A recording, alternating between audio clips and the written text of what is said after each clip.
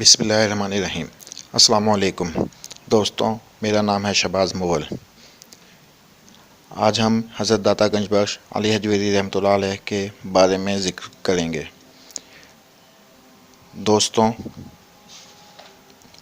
آپ کا اسم گرامی علی، کنیت ابو الحسن، والد کا نام عثمان ابن علی، وطنی نسبت الجلابی الغزنوی ثم الحجویری ہے۔ جلاب اور حجویر ملک افغانستان کے غزنی شہر کے مضافات میں دو بستیاں ہیں۔ آپ حسنی سید ہیں۔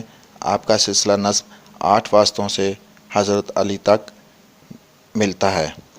اس کی تفصیل اس طرح سے ہے: شیخ علی بن عثمان بن علی بن عبد الرحمن بن شاہ شجاع بن ابو الحسن بن حسین اصغر بن زید بن حضرت حسن بن حضرت علی رضی اللہ تعالیٰ عنہ۔ حضرت شیخ علی حجویری المعروف بداتا گنج بخش رحمۃ اللہ علیہ کی ولادت بسعادت 10ویں صدی عیسوی کے آخر یا 11ویں صدی عیسوی کے ابتدائی عشرے میں ہوئی۔ دوستوں، آپ کے والد ماجد جلاب کے اور والدہ ماجدہ حجویر کی رہنے والی تھیں۔ والد کی وفات کے بعد آپ مستقلاً ننیال منتقل ہو گئے، اس لیے اپنے آپ کو جلابی ثم الحجویری لکھتے ہیں۔ آپ کی والدہ ماجدہ کی قبر غزنی میں آپ کے ماموں تاج الاولیاء کے مزار کے ساتھ ہے۔ آپ کے مرشد ابو الفضل محمد بن حسن ختلی رحمۃ اللہ علیہ ہیں۔ ان کا سلسلہ 9 واسطوں سے حضرت علی سے ملتا ہے۔ آپ نے شیخ ختلی رحمۃ اللہ علیہ کے علاوہ شیخ ابو القاسم گرگانی، شیخ ابو سعید ابی الخیر، شیخ ابو القاسم قصیری اور شیخ ابو القاسم اشقانی رحمۃ اللہ علیہ سے فیض حاصل کیا۔ آپ کے مرشد کا سلسلہ جنیدیہ ہے۔ حضرت علی حجویری رحمۃ اللہ علیہ کا معروف لقب داتا گنج بخش ہے۔ حضرت خواجہ معین الدین چشتی کا مشہور شعر زد و خلائق ہے: گنج بخش فیض عالم مظہر نور خدا، ناقصاراں را پیر کامل کاملاراں راہ رہنما۔ آپ کی زندگی کا زیادہ حصہ علمی و روحانی اغراض و مقاصد سے سیاحت میں گزرا۔ اکابر اولیاء کرام کی زیارت کی اور ان سے فیض حاصل کیا۔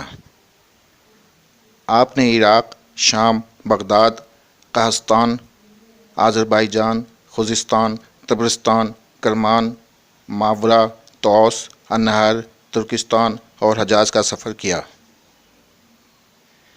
صرف خراسان میں آپ نے 300 مشائخ سے ملاقات کی۔ اس طرح آپ اکابرین علم و عرفان کی صحبت میں علم اور روحانیت کے اس درجہ کمال تک پہنچے کہ اپنے زمانے کے امام اور آنے والے ادوار کے لیے مخدوم بن گئے۔ حضرت داتا گنج بخش رحمۃ اللہ علیہ 431 ہجری میں غزنی سے لاہور تشریف لائے۔ حضرت داتا گنج بخش رحمۃ اللہ علیہ سے قبل حضرت شیخ اسماعیل لاہوری متوفی 448 ہجری میں لاہور میں دین کی شمع روشن کر رہے تھے، مگر جس شخص نے لاہور میں بیٹھ کر پورے برصغیر میں روشنیاں بکھیر دیں وہ حضرت داتا علی حجویری رحمۃ اللہ علیہ ہیں۔ وہ بلا شبہ حضرت داتا علی حجویری رحمۃ اللہ ہی ہیں۔ رائے راجو جو کہ لاہور کا گورنر تھا، آپ کے دست مبارک پر مسلمان ہوا اور اس نے ساری زندگی آپ کے آستانہ پر گزاری۔ آپ نے اسے شیخ ہندی کا لقب دیا۔ در حقیقت آج آپ کا آستانہ پاک و ہند کا سب سے بڑا روحانی مرکز ہے اور برصغیر کے عظیم صوفیاء نے آپ کے مزار سے فیض پایا ہے۔ مثلاً چشتی سلسلہ کے پیشوا حضرت خواجہ معین الدین چشتی، حضرت بابا فرید الدین گنج شکر اور مجدد الف ثانی رحمۃ اللہ علیہ نے آپ کے مزار مبارک پر چلہ کشی کی۔ آج بھی لاہور کی شناخت داتا کی نگری کے طور پر جانی جاتی ہے۔ آپ 481 ہجری سے 500 ہجری کے درمیان لاہور میں فوت ہوئے۔ آپ کا مزار بھاٹی گیٹ کے قریب واقع ہے۔ حضرت داتا گنج بخش رحمۃ اللہ علیہ ایک بڑے مصنف تھے اور شعر بھی کہتے تھے۔